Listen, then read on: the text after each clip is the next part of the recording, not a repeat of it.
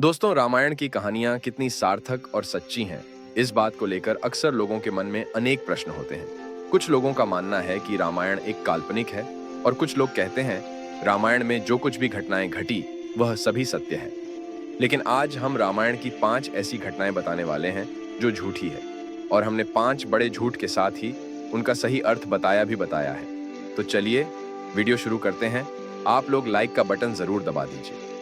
रामायण में प्रभु श्री राम का चरित्र हमें सिखाता है कि किस तरह अगर इंसान लालच और झूठे जीवन की अपेक्षा सच्चाई भरा जीवन जिए तो वह इसी जन्म को सार्थक बना सकता है। पर चूंकि हम राम के जीवन और उनकी कही गई बातों से सीख लेने की बजाय उनके होने या ना होने के प्रमाण पर अधिक ध्यान लगाते हैं, ऐसी स्थिति में हमें कोई विशेष लाभ नहीं मिल पाता। पर यदि हम रामायण के प्रत्येक पात्र को और सभी घटनाओं के मर्म को समझें तो यह धर्म ग्रंथ हमारी जिंदगी में बेहतरीन बदलाव ला सकता है।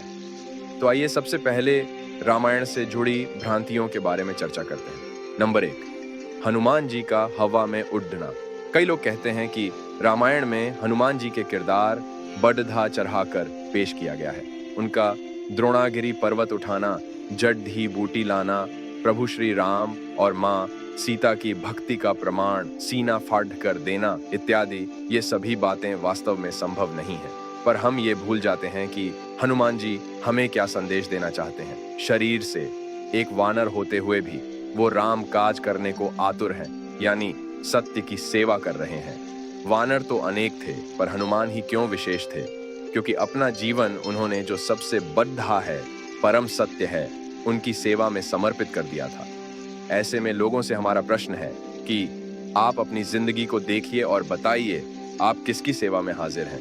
क्या आप उन लोगों के सामने तो नहीं झुक रहे जो रावण की भांति इस दुनिया के लोगों पर छा जाना चाहते हैं, या फिर आप उन लोगों के साथ खड़िए हैं जो सत्य की सेवा में हैं, यानी राम की भांति जो समाज और दुनिया के लिए अच्छा कर रहे हैं। रामायण का दूसरा झूठ यह है कि यह एक काल्पनिक ग्रंथ है।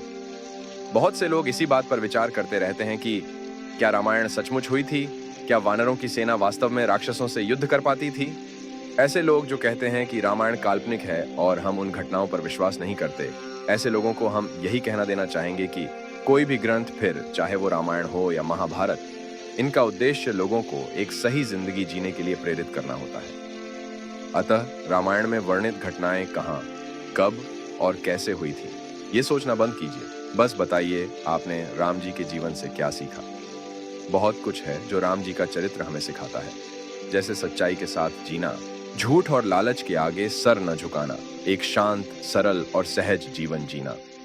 तीसरा झूठ, कुंभकर्ण की निद्रा। रामायण की कथा के अनुसार कुंभकर्ण को नींद इतनी प्यारी थी कि वह 6 महीनों तक बेसुध होकर सोता था। अब कई लोगों को इस बात में शंका होती है और कहते हैं ये रामायण का सबसे बड़ा झूठ है। ऐसा करना एक इंसान के लिए संभव नहीं है।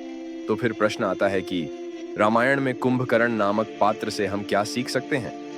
रामायण में कुंभकर्ण नामक यह पात्र हमें हमारी बेहोशी और तामसिक जीवन का संदेश देता है।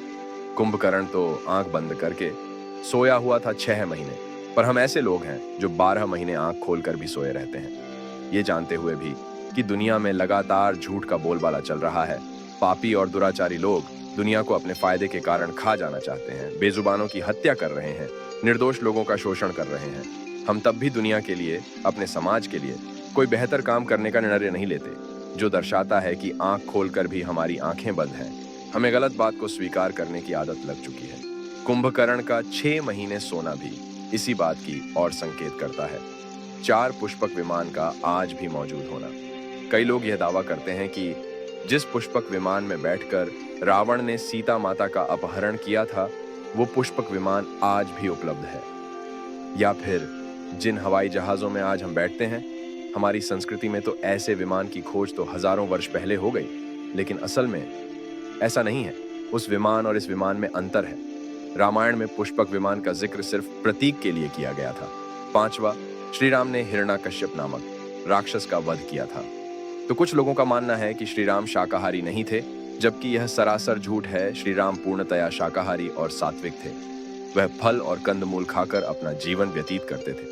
आशा करते हैं हमारा ये वीडियो आपको पसंद आया होगा। यदि पसंद आया हो तो वीडियो को लाइक करके चैनल को सब्सक्राइब जरूर करें। धन्यवाद।